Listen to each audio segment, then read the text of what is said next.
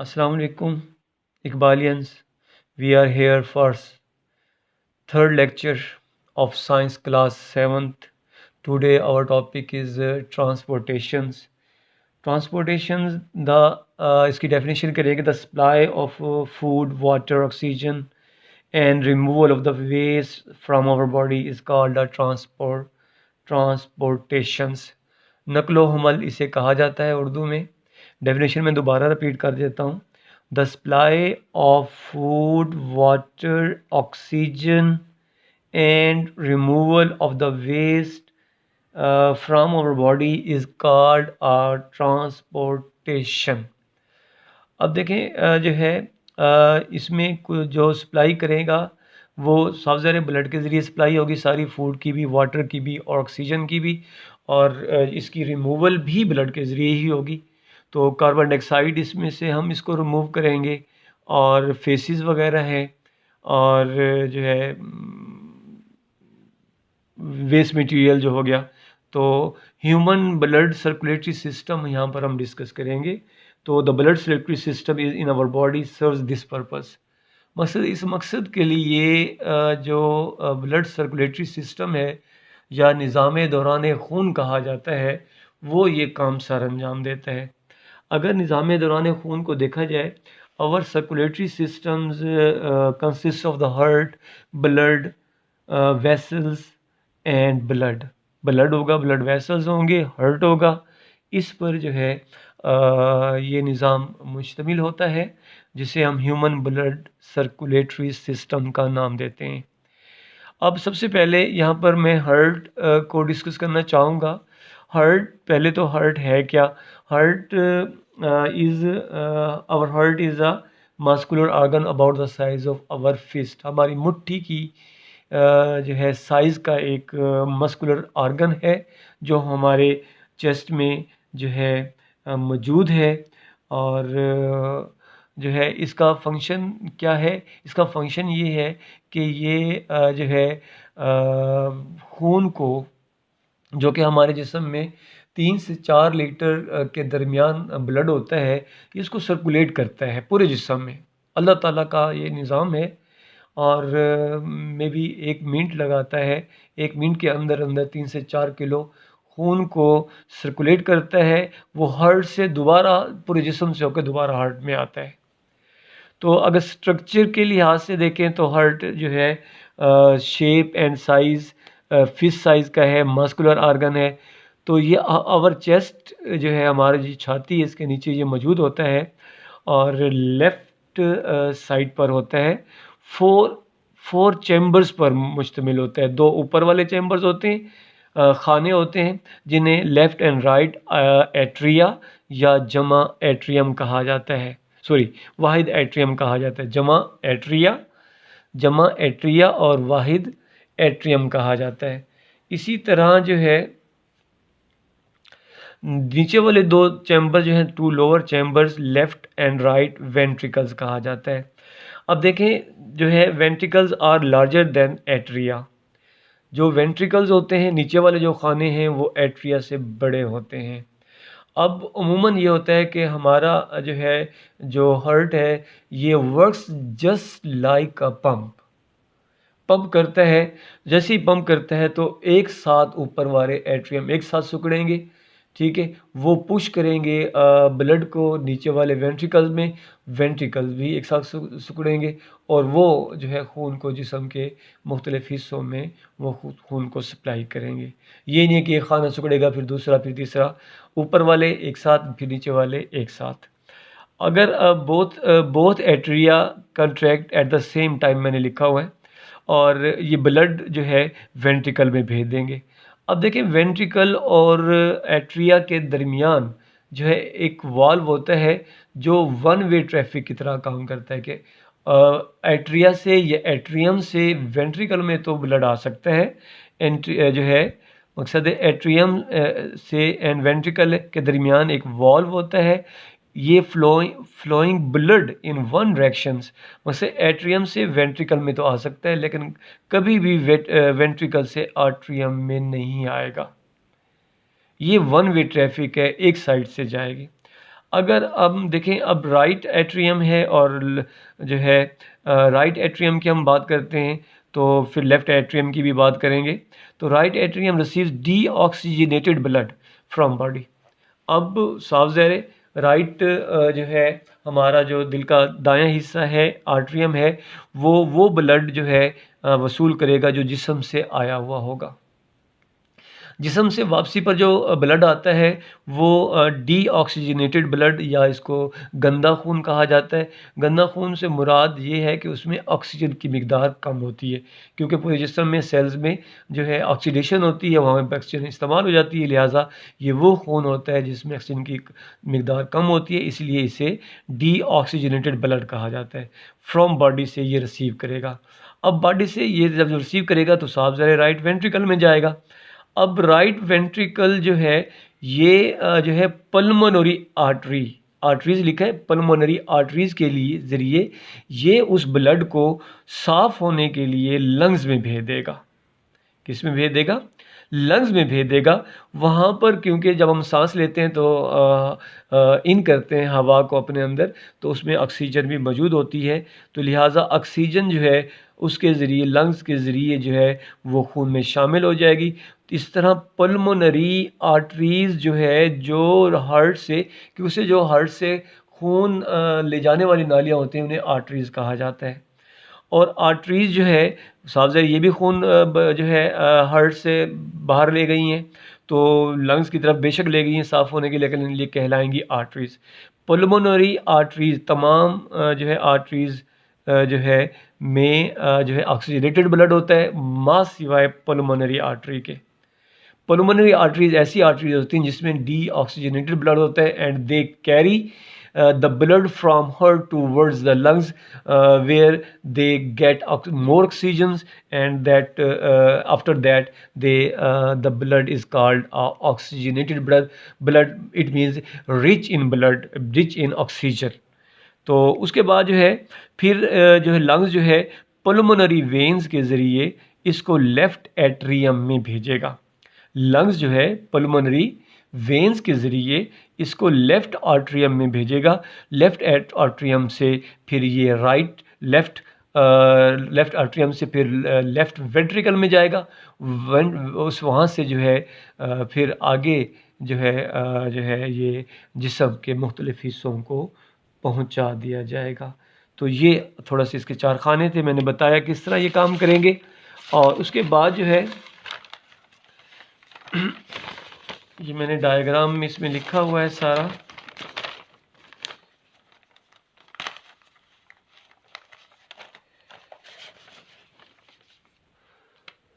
Oxygenated blood contains more quantity of oxygen मैंने लिखा हुआ है।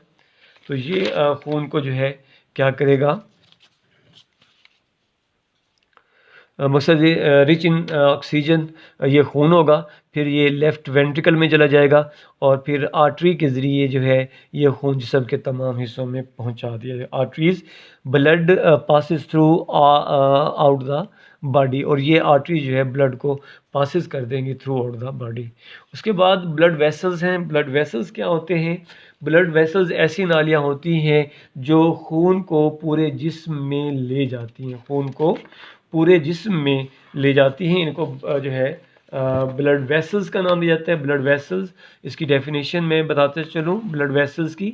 ब्लड वेसल्स जो है travels through out the body through blood vessels. जितना भी ब्लड है वो ट्रेवल्स करेगा जो है ब्लड वेसल्स के ज़रिए पूरे जिस्म में। तो ये इसके यहाँ की तीन यहाँ की टाइप्स दी गई हैं। सबसे पहले आर्टरीज़ दी गई है, फिर कैपिलरीज़ दी गई है, और थर्ड पे वेन्स दी गई है। तो आर्टरीज़ सबसे पहले आर्टरीज़ करेंगे। Arteries are those blood vessels which carry blood from heart towards the body. तो एक तो अब इसका स्ट्रक्चर के लिहाज से बात करते हैं। Carry blood away from the heart. Thick and flexible walls होती हैं।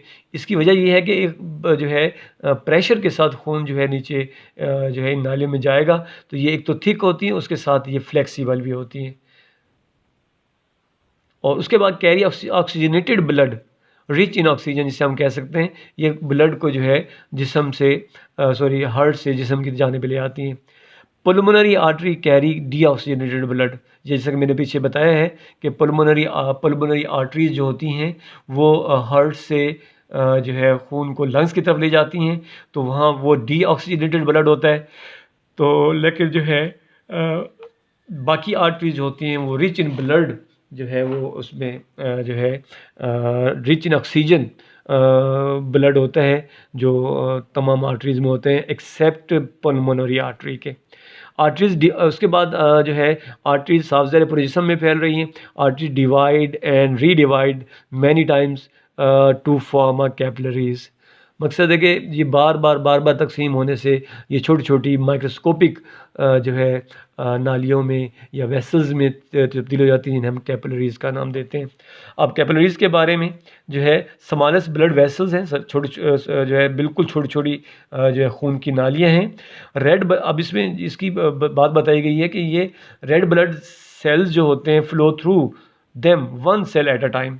मकसद इतनी बारीक होती हैं कि रेड ब्लड सेल जो है वो सिर्फ एक जो है एक वक्त में एक इसके अंदर से पास हो सकता है। Food and oxygen diffuse into the cell through them.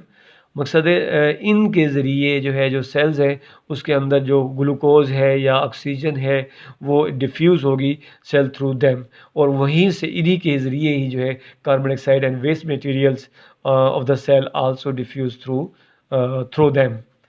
और उसके बाद ये जो है मज़ीद फिर जो है इनके लास्ट स्टेज पे ये जॉइन टू फॉर्म वेंस बनाती हैं। अब वेंस ये वो नालियाँ होती हैं जो जो ब्लड को जो है इकट्ठा करके दिल की जानिब ले जाती हैं। अब वेंस के बारे में बता रहे हैं, carry blood back to heart, carry blood back to heart, carry blood back to heart. pulmonary veins have oxygenated blood मकसद कि यहाँ पर तो पल्मोनरी वेंस मैंने कहा, तो क्योंकि जो है वेंस में हमेशा डीऑक्सीजनेटेड ब्लड होता है। जिस तरह मैंने कहा कि पल्मोनरी आर्टरी जो है इसमें डीऑक्सीजनेटेड ब्लड है, तो बाकी तमाम में ऑक्सीजनेटेड ब्लड होता है। इसी तरह ये जो नाली है, क्योंकि ये लंग्स से ये जो ब्लड वेसल्स हैं ये लंग्स से ब्लड को हार्ट की तरफ लाती हैं, क्योंकि हार्ट की तरफ जिस्म से खून लाने वाली नालियों को वेंस कहा जाता है।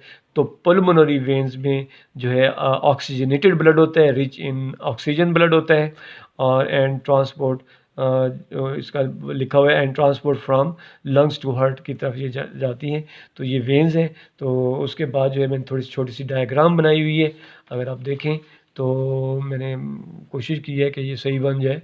बहरहाल ये हमारे पास देखिए रेड जो जितना भी रेड है ये हमारे पास ऑक्सीजनेटेड ब्लड है, और मैंने ब्लू कलर में भी कुछ जो है बनाया हुआ है। तो इसमें हमारे पास जो है कि इन नालियों में हमारे पास क्या होगा, वो डीऑक्सीडेटेड ब्लड होगा। राइट लेफ़्ट आर्टरियम है और लेफ़्ट वेंट्रिकल होगा, क्योंकि इन दोनों में हमेशा जो है ऑक्सीजनेटेड ब्लड होता है। इन दोनों के दरमियान ये वाल्व्स दिखाया गया है, यहाँ पर ये निशान ये वाल्व्स दिखाया गया। ये वाल्व जो है क्या होगा कि वेंट्रिकल से जो है लेफ़्ट आर्टरियम से लेफ़्ट वेंट्रिकल में ही जाएगा। ये नहीं है कि लेफ़्ट से राइट में, राइट से लेफ़्ट में। लेफ़्ट वाला लेफ़्ट वेंट्रिकल में खुलेगा, राइट वाला राइट वेंट्रिकल में खुलेगा। तो राइट आर्टरियम है और इसके दरमियान वाल्व्स हो गए। ये वाल्व जो है ये वाली जगह वाल्व जो है फिर वो वेंट्रिकल में खुल जाएंगे, ये वेंट्रिकल में खुल जाएंगे वाल्व्स, और राइट वेंट्रिकल्स हो गया। तो इट मीन्स कि जो हमारा हार्ट है 4 चैम्बर्स पर मुश्तमिल है जो है, और इनके दरमियान दोनों चैम्बर्स के दरमियान जो है वो वाल्व होते हैं जो खून के एक तरफा बहाव को कंट्रोल करते हैं। It means from atrium to ventricle, तो खून बहेगा, फ्लो करेगा, लेकिन वेंट्रिकल से आर्टरियम की जानिब खून कभी भी नहीं होगा। तो आखिर में कुछ होमवर्क है, थोड़ा सा देखें। What is heart, right structure of the heart, what is the pulmonary artery, what is pulmonary vein, what are arteries, what are capillaries। तो ये कुछ होमवर्क है जो आप लोगों ने करना है, और होमवर्क के लिहाज से कुछ हिदायत सुन लें कि आपके 4 लेक्चर हो रहे हैं, उर्दू, इंग्लिश और रियाजी और मैथ और ये चार मुख्तलिफ लोग इन होमवर्क्स को चेक करेंगे। तो लिहाजा आपसे गुजारिश है, जब आप शीट्स पे ये काम कर रहे हों तो जहाँ पर साइंस का काम ख़त्म हो जाए, बाकी शीट्स पे किसी और चीज़ का काम ना करें, उसको वैसे छोड़ दें। इसी तरह नई शीट्स के लिए नए सब्जेक्ट नई शीट्स का इस्तेमाल करें। इसी तरह जो है उर्दू है, उर्दू ख़त्म करने के बाद उस पे इंग्लिश का मत करें। जो मेरे पास असेंबल हुए जो सैटरडे को होमवर्क, तो लोगों ने ऐसे ही किया हुआ था कि जहाँ मैथ का ख़त्म हुआ वहाँ से साइंस का शुरू कर दिया, जहाँ से साइंस का ख़त्म हुआ वहाँ से जो है उर्दू का शुरू कर दिया, और जहाँ पर उर्दू का ख़त्म हुआ वहाँ पर उससे आगे इंग्लिश का शुरू कर दिया। तो मुझे उनको अलग करने में बहुत दिक्कत हुई। तो लिहाजा आप लोगों को बताया जा रहा है कि जो भी काम करेंगे वो अलग-अलग शीट पर हो, ताकि वो मुख्तलिफ टीचर्स जो चेक करने वाले हैं उनके पास ईज़िली पहुँच सकें और मिन्यूटली आपका होमवर्क चेक हो सके, आपकी करेक्शन की जा सके। अल्लाह ताला आपका हामी और नासिर रहे। उम्मीद करता हूँ कि ये सारा जो है आपको समझ आया होगा, आप इसको याद भी करेंगे, होमवर्क भी करेंगे। आपका अल्लाह हाफ़िज़।